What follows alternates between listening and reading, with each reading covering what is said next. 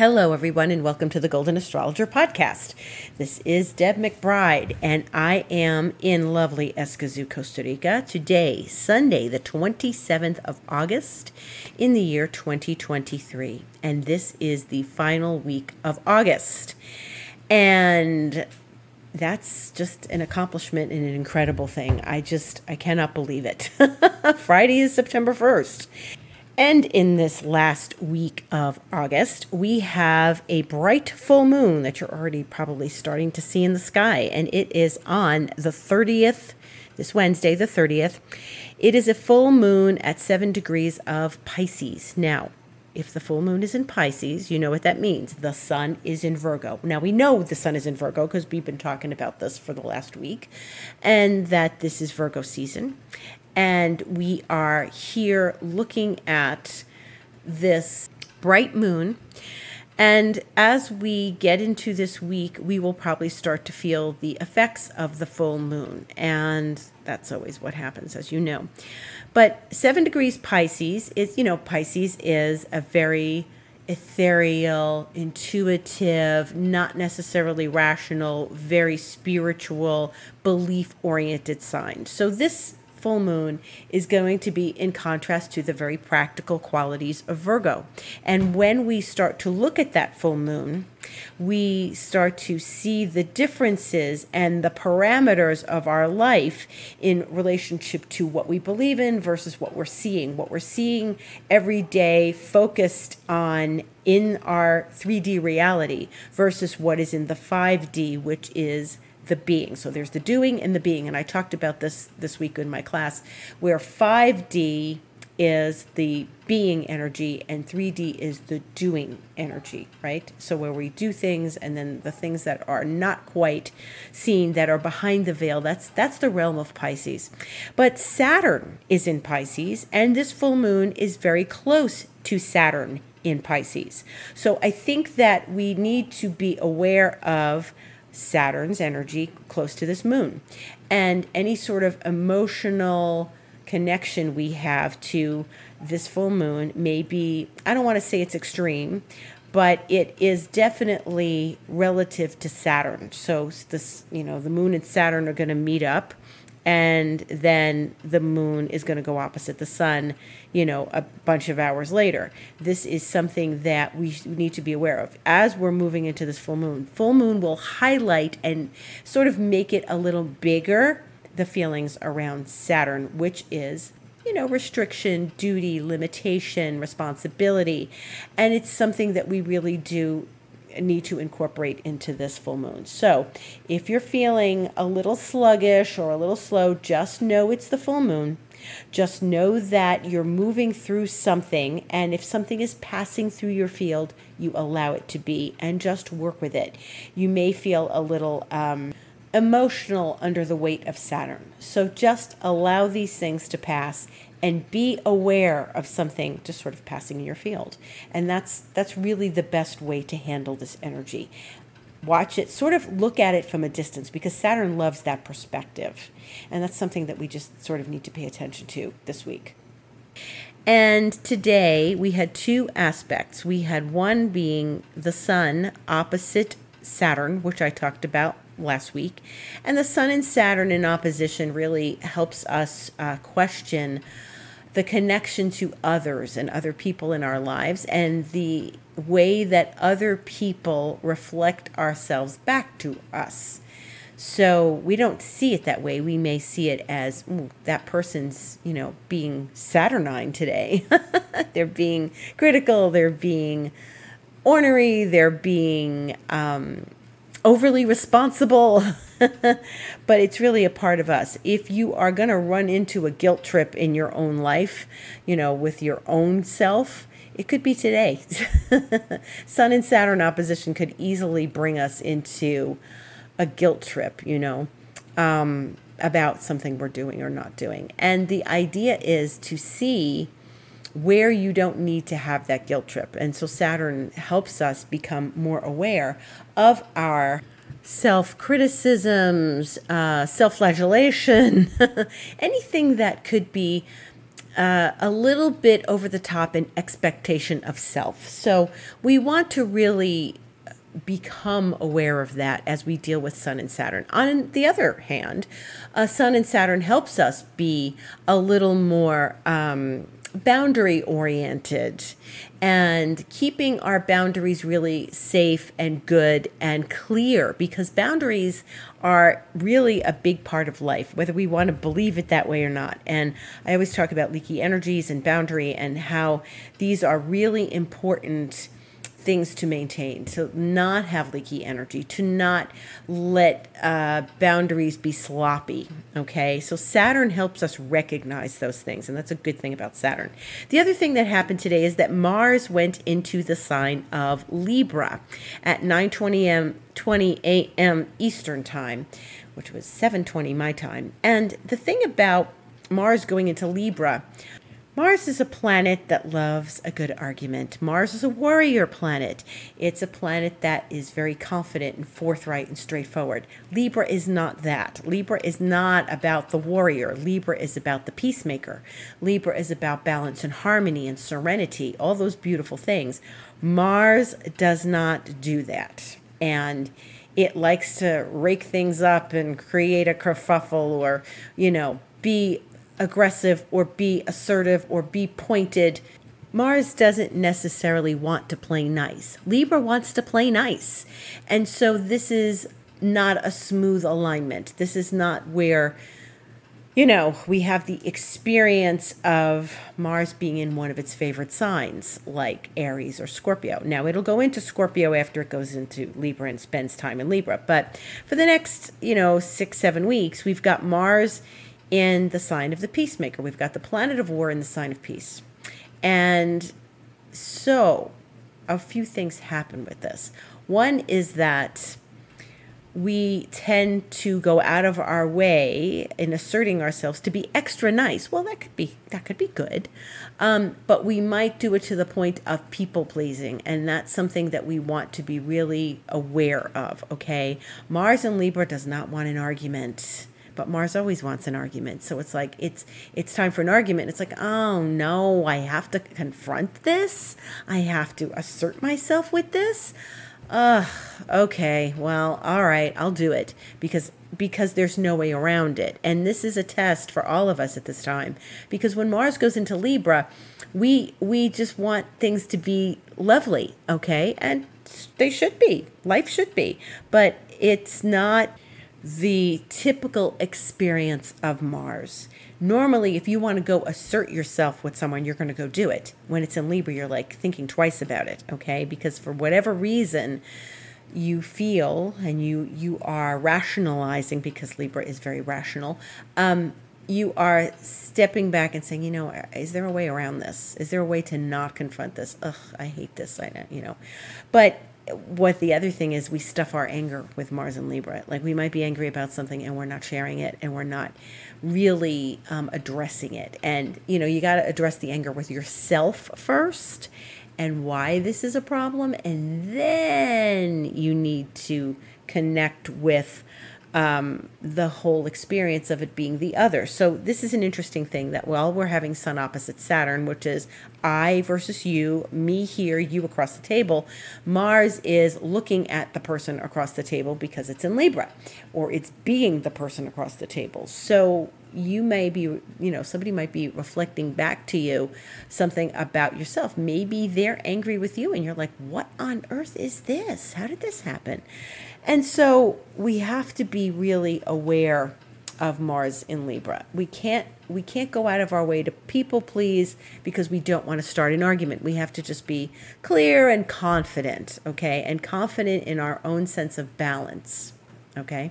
That's what we have to do with Mars and Libra. Confident in our own sense of balance and what is fair. Okay, now that's the other thing. Sometimes with Mars and Libra, we think we're being really fair, and we go in and we say, hey, look, blah, blah, blah. And then the person will say, well, that's not fair. And you're like, what do you mean? I'm being really fair.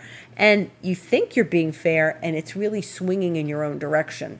So really weigh things out. And that's what Libra does, weighs things out, those balancing scales, right? And if you don't want your scales to get tipped, then you need to do a little bit of stepping back and being aware of what you want to say and how you want to say it in such a way that is not going to create some sort of imbalance between you and people that you love. Libra is love. Libra is ruled by Venus, which is still retrograde, folks, and still retrograde until a week from today. And so it's Mars in Venus's sign, and Venus is in a fire sign. So they're really, interestingly doing this dance. Now, Libra and Leo, where Venus is, are good together. So there is a way through this. There's a way to see through this and to look at how you might be presenting yourself in the terms of yourself and other people. So pay attention to that. Pay attention to your relationships. Pay attention to your relationships, okay? Now, we are in the station of Uranus. Tomorrow, Uranus goes retrograde, and it's at 10:39 p.m. Eastern Time, which is 8:39 p.m. my time, and it is in retrograde for about 5 months or so. I think till the end of January or so, Uranus will be retrograde. What I've been seeing is an interesting thing, because I'm seeing things on Instagram and around the internet, and I'm hearing things, and people are saying, oh my God, how many planets are in retrograde? And people say, it's all retrograde, it's all retrograde. Well, yes, but it's a bit of an unusual time because of Venus and Mercury in retrograde simultaneously, okay? And that's, that happens once in a while when Venus goes retrograde, but it's the time of the year when the outer planets are all retrograde. So here's what's happening. Uranus is going retrograde, but we already have Pluto retrograde since, I think, May, and Saturn is retrograde, and Neptune is retrograde. So Pluto, Uranus, and Neptune are all outer planets. And Uranus is going tomorrow, and Saturn has been retrograde too. So we've got all those guys, and they spend half the year in retrograde. Now, once Venus goes direct, Jupiter goes retrograde. So people are freaked out because there's so much retrograde, and it really is not that unusual. The outer planets are retrograde for about half the year. Half of the population has a planet in retrograde if it's an outer planet, okay? Half the population. I rarely run into people who have no retrogrades. That's like, wow, this chart has no retrograde. Half of us have, the outer planets in retrograde. And it's half of the year, and this is the half of the year when they're in retrograde. And this happens every year, okay? Now, the thing that's different is that Venus is retrograde and Mercury is retrograde simultaneously, and that's what's turning up the volume on the retrograde. But retrogrades, remember, they are the time to step back, to look at, review, revise, rethink, reconnect, reestablish, all these things that are a revisit of sorts, okay? And we really want to do that work because it helps us really examine things that need to be examined. That's what the universe is telling us. Right now, our relationships and our money needs to be re-examined. That's what Venus is telling us, okay? And our creativity. And then there is the whole Mercury thing. Now, Mercury goes retrograde 3 or 4 times a year. And this is the 3rd retrograde this year. And I think the 4th one happens around New Year's Eve, or like the 29th of December, and it then goes into most of January. But this particular retrograde is happening when Pluto is retrograde, Saturn is retrograde, Neptune is retrograde, Uranus is about to go retrograde. And that's okay, because if you're thinking that the outer planets, like I said, are retrograde for half the year, and Mercury goes retrograde every 3 months, that means inevitably, while the outer planets are retrograde, Mercury is going to go retrograde, okay? And this is the cycles of the planets. This is the cycles of how they work. So this is, not something to freak out about or get afraid of. I think that popular culture has demonized Mercury retrograde, and I think it's just because it's this easy thing to point to and say, oh, that's why this is happening, and that's why it's going to be a disaster when we bet. It's, crisis, and it's drama. It's drama. Like so much of media is drama. It's Mercury retrograde. And, it's really become quite a popular term, Mercury retrograde. Like rarely do I run into someone who hasn't heard of it. And since we are all on social media now and we're all in popular culture and we have an internet, we run across Mercury retrograde. And I remember being a baby astrologer, and I was in college, and it was the summer, and I had a summer job, and one of the people there said, oh yeah, it's Mercury retrograde. And I was like, wow, people are actually talking about this out in the world. And I'm like dating myself. There was no internet then. And it was just people talking about it in life. So word of mouth was that, and that's funny because Mercury really does rule word of mouth. Word of mouth was that Mercury was retrograde. And so I don't think it's something to be demonized. I don't think it's something to be dramatic about. I don't think it's something to be worried about.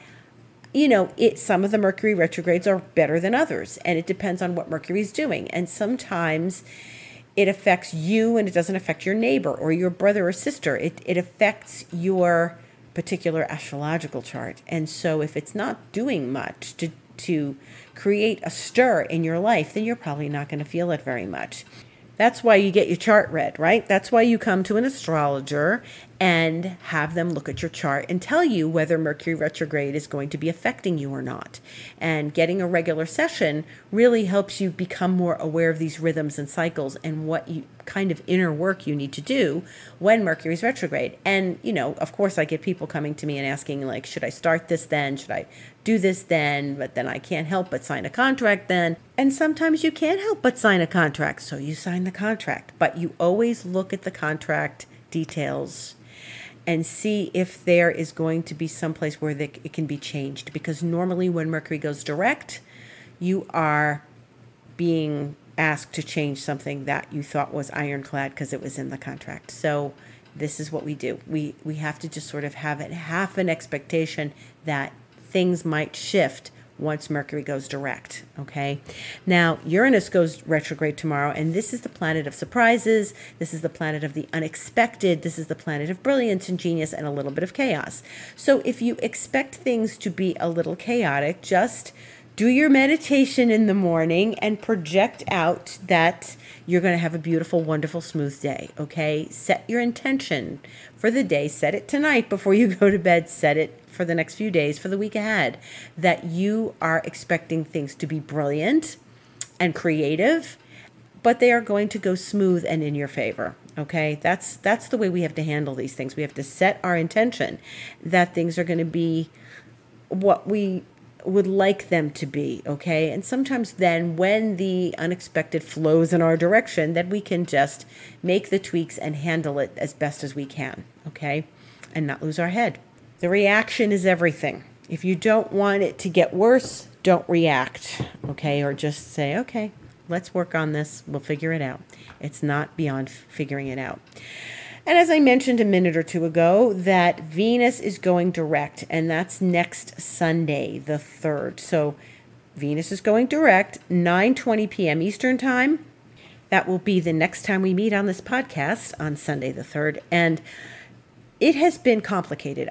Venus retrograde. It's never some simple, easy, flowing, la-di-da, oh, this wasn't that bad. There's always something. And as you've followed me along in these last weeks, you've heard me say goodbye to people. You've heard me say that during the moment 2 weeks ago when Venus met with the Sun, things started to shift and change. The first 3 weeks, I think, were very complicated. And I've had my own experiences with this, and I feel like we're coming out of a big lesson. And Remember, Venus still has stories to complete with Jupiter and Uranus and Neptune, but that will be when she's really ready to leave Leo. She's going to be in Leo till October, early October, but we're watching these stories with Venus and Jupiter and then Venus and Uranus, and they have, 3 parts to each story, and we're not going to see them just yet. This week we've still got Venus retrograde for 1 more week. So learn your lesson, do your homework, connect with what is perhaps a major revision you needed to make in your life and a new level of awareness around relationships, people, money, finances, love, creativity. Okay. And then, we move out of the Venus retrograde, and she is about 12 degrees Leo. And so she's going to start slowing down this week, and then she'll turn around, and then she moves forward, but slowly, okay? She's going to be about 12 degrees this week and then stay at 12 degrees for at least another week or so before she starts to slowly move forward to 13 and 14 degrees of Leo. This is all very much a stopping point, a recognition point, a point of moving forward. So there may be some very big lessons to learn in these next days and this next week or 2 weeks, okay? Have patience with yourself. Be kind to yourself, be kind to other people, and just know that Venus is, just in this quiet place where she's going to slowly, slowly move, okay? And then you're going to feel that you are ready and able to move forward. Okay, so take your time and be patient. Now, the day after Venus goes direct, Jupiter will retrograde. And Jupiter does this every year for I think about 4 months. And Jupiter will go direct about New Year's Eve. Okay, so from September 4th to New Year's Eve, Jupiter will be retrograde. This is not the same as Venus retrograde. It's interesting because Venus rules Taurus, and that's where Jupiter is, and Venus is going to go direct, and then Jupiter is going to go retrograde in Taurus. So this is not going to be the same. This is not all sorts of, oh, woe is me, my relationships, my money. No, this is Jupiter, okay? So it's always the greater benefic, and this is always a time to review beliefs, philosophies, your take on your abundance, and do some work on abundance, of course, because it is Jupiter and Taurus, but it's not the same as Venus. They are different energies.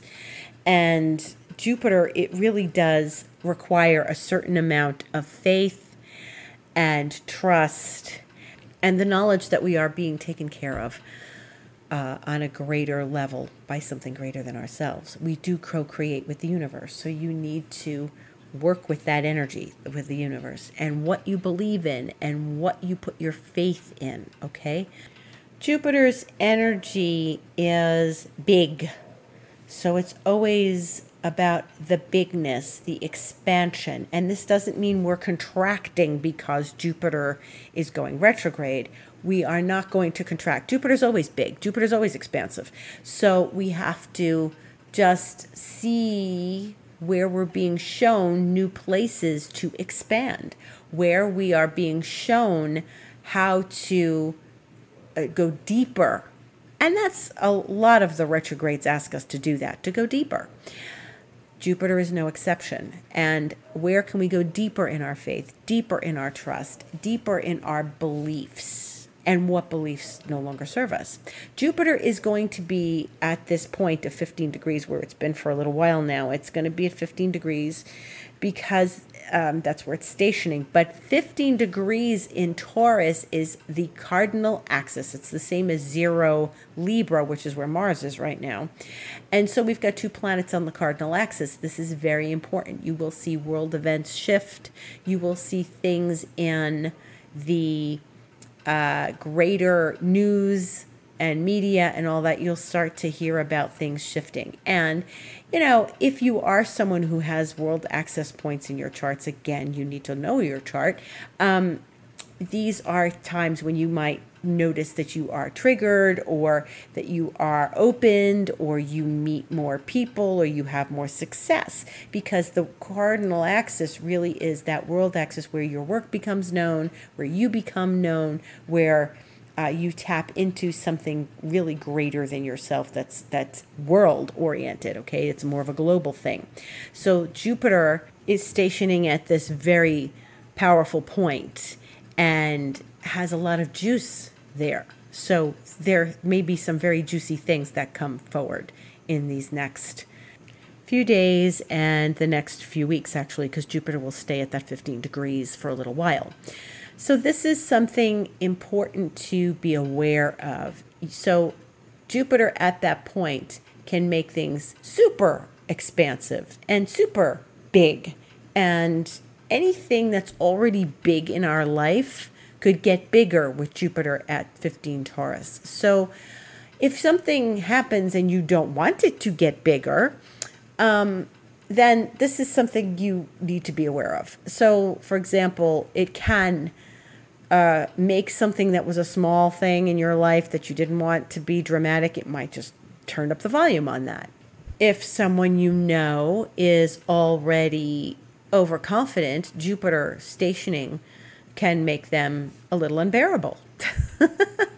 So these are things we just want to be aware of. I don't feel bad about this. My instinct and intuition tells me this is very good. And it's actually a very positive place. It's Jupiter. And it is a positive planet. And it is a planet of good luck and fortune and abundance and all the things we do want to have appear in our lives. So I think that this is a good spot for Jupiter. In the meantime, we are with the moon in Capricorn as I record this, and tomorrow, Monday the 28th, the moon will enter Aquarius at 10:32 a.m. Eastern Time. I highlight this because the moon is in Aquarius, and the planet that rules Aquarius is Uranus. And Uranus is going retrograde tomorrow. So we have the moon entering the home sign of Uranus, and tomorrow and the next couple days may be a little wild rock and roll Uranian. And like I said before, it can be the unexpected. It can be some wacky stuff. We don't want to react too much to anything a little wacky, and we just want to let it flow and happen. Uranus is going retrograde in Taurus. Jupiter will be going retrograde in Taurus. That's two things in Taurus, and they are not together. They are 5, 6, 7, 8 degrees apart. So they're 8 degrees apart from one another. They're not terribly close. But like I always say, if you have a baby and they are born now, they're going to have Jupiter and Uranus relatively close together, kind of, I would say, a conjunction. And maybe in their life, it may show as they go along throughout their life. But right now for us, I don't feel it as conjunct as I think it's going to feel next year when they make the actual exactitude of a conjunction, the two of them together in the same place in Taurus at the same time. So this is interesting. I think it's interesting that Jupiter is going retrograde 1 week after Uranus goes retrograde, and they are very close to each other in the zodiac. If you were going to take your telescope and look at both of them, you'll probably see them relatively close to one another in the sky. And so I feel like they're connected, they're talking, they're having some sort of dialogue, but it's not the level of dialogue we're going to get from them next year. And I think it's because they are stepping back and taking this retrograde. Jupiter just makes everything bigger, right? So when we put it with Uranus, the wackiness, the unexpected, the chaos, the brilliance, the genius, the level of thinking on brand new terrains, expansive thinking, that's what this is going to be. Some really genius, brilliant, expansive work. And that is what I'm feeling is coming for next year. So that's my gut, and I've been doing this a long time.